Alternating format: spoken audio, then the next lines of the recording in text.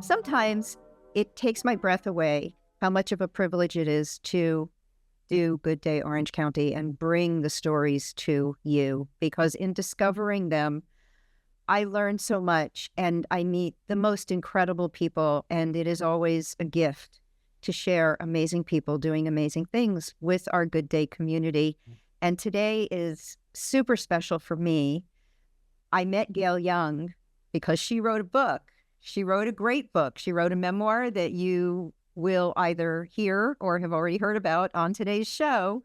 And the book is Update, Reporting from an Ancient Land. So if you haven't gotten it yet, run out and get your copy now.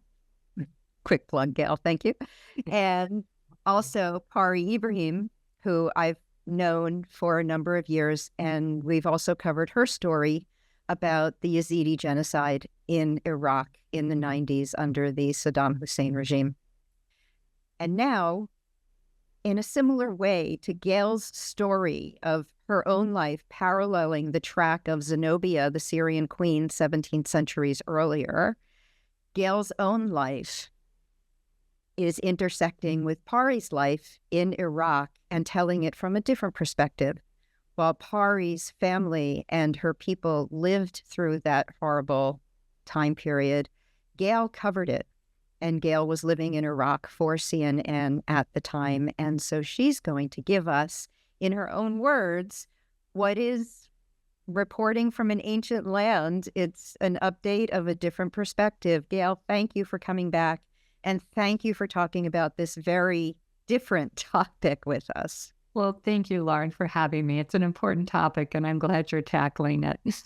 Yeah, we really are a non-controversy zone here. I don't necessarily look for this kind of news and this kind of reporting. However, the stories are so compelling, and the people behind the stories have like you know, have taken so much to come forward. I believe that this is a safe space to share. So you literally were in Iraq during the first, or just after the first Gulf War. So in the early 90s, when Saddam Hussein was still in power. What was that like? Well, places feel dangerous for different reasons, Yeah, I was in Somalia or Kinshasa or the Intifada, or terrorist bombings, and they're frightening because there's guns out and, angry people and, the, ammunition and, it's terrifying. But Iraq was very scary in a different way, and that it was a very frightening, evil, oppressive society where everyone was afraid. People would just disappear. The really nice rug seller you met on your first visit, you would go back and the store was all shuttered. And people said, oh, well, Saddam Hussein's son came and he wanted something and the shopkeeper, didn't want to lose his money on it. And so they took him away and never to be seen again. People spied on each other. Nobody would speak to us, the press, because they were too afraid. They would ask our minders, what should we say? And the minders would tell them, the government minders, tell them this. And they would repeat it like verbatim, terrified that they might get something wrong. We stayed in a hotel where all the press was concentrated. It was called the Al Rashid, and it was famous because it had a mosaic on the floor of the entranceway of the face of then President George Bush, because he had launched the first Gulf War against Iraq to drive them out of Kuwait. So he was considered an enemy. So the only way to get into the lobby was to walk across its face, which in Arab culture is a very big insult. To show somebody the bottom of your shoe was considered, the worst thing you could do, practically. So it was a very strange and uncomfortable place filled with people who were terrified. I think I talked to you before about, there would be weddings and the brides would be terrified because maybe a government official would come and take them away and abuse them and then give them back to their new husbands. Things like stories like that, I never personally witnessed, but were so ubiquitous, and you could see the terror in everybody's eyes that you had to think it's on basis on some fact.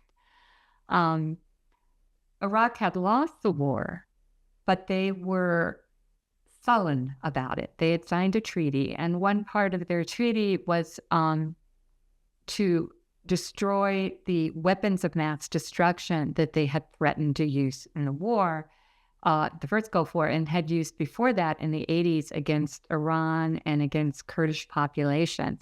And we're talking about chemical and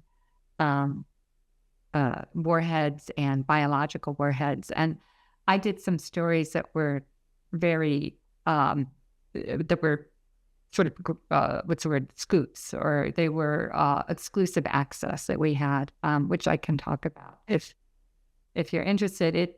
We went to a place called Muthana, which is where these weapons were made, and it was acres and acres of Scud missiles. And then this laboratory that looked like something out of a Frankenstein movie with vials and, glass tubes going up to the ceiling. And they were making some of the most deadly agents the world has ever known. Things that, a type of botulism that's a biological agent that would, seize up your heart if you were to get it up, be exposed to it. Sarin, mustard gas, which was, has been used for generations now. And that they put them in these hollow cones of these Scud missiles and send them out. Fortunately, during the first Gulf War, they did not use these weapons. They actually only sent one, and it was empty, into Israel. But that they had these weapons, you're just like, what sort of diabolical country has this sort of weaponry that is designed to kill civilians in agony? And, I had a lot of interesting experiences, met some wonderful people in Iraq, but the evil feeling of it was always omnipresent. First of all, oh my God. And secondly, it definitely sets the scene for the stories that Pari tells also about the attack on the villages and the whole Sinjar region in the north, where the Yazidi community lived. Others, of course, had been attacked as well, but that's just the one we were focusing on. And of course, that's where so many thousands died in the genocide, and the girls were stolen and the women were sold into slavery and sex slavery, while they proceeded to kill all the men and the older people. So anyone who couldn't be of service. This was the rise of ISIS. Exactly. So at that same time, though, from your perspective, the fact that journalists were willing to stay there. The fact that journalists would stay in these regions with the horrors that you witnessed in order to bear witness.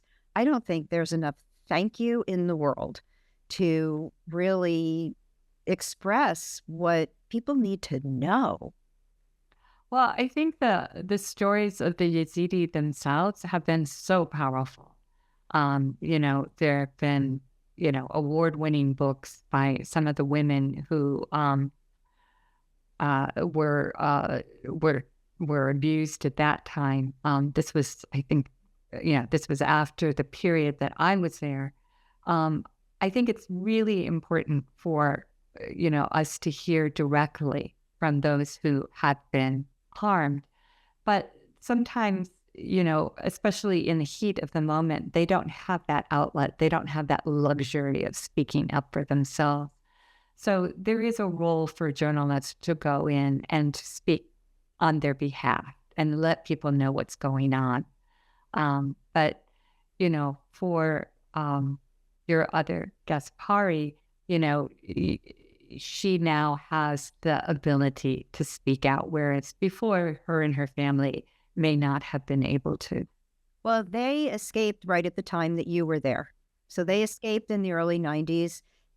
They were able to go through Turkey and find a soft landing in the Netherlands, which is where she grew up.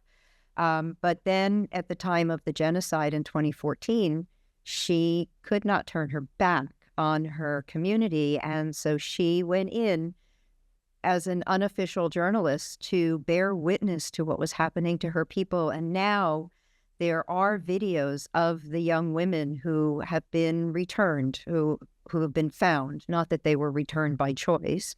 They either escaped or they were discovered and helped to escape and are able now to tell their stories. But even until today, and this happened in 2014, and there's still over 2,500 women and young girls missing. Wow. I didn't realize it was that many. But, I'm not surprised. There are vulnerable populations out there, that the world is such a complex place, there are pockets of people who are in great danger or have been in great danger. And, it is important for journalists to go out and tell those stories. But it's heartwarming to know that, they can, afterwards, some of them have been able to go on and tell their stories personally, because that must give them a sense of power and a sense of owning their own stories. And Pari, in creating the Free Yazidi Foundation, has done. They've established that framework that enables these then young girls, now women, to understand and put some perspective around their story, but also to find hope. Because a lot of times when they come out of that situation, they're wondering why they're here at all, because their families are gone. They don't have any left. They're very much alone. Oftentimes they've had to leave their children behind in order to get out themselves, in the hopes that their children will be taken care of by, well, they've already been converted, basically. So it's I guess what I really want to say is horror still exists all around the world. This is not a one-off. This is something that's been happening for time and millennia. Yeah. And somehow we as humans don't fix it. And I don't know, maybe somebody, one of our viewers, somebody out there, maybe you have a better idea. maybe there is a better way, but the only way I can find to try to make a difference is to spread the word as far and wide as we possibly can. So thank you so much for coming back to share with us. I am very, very grateful to you for sharing your experience. Thank you, Lauren. Pleasure. And we'll be right back.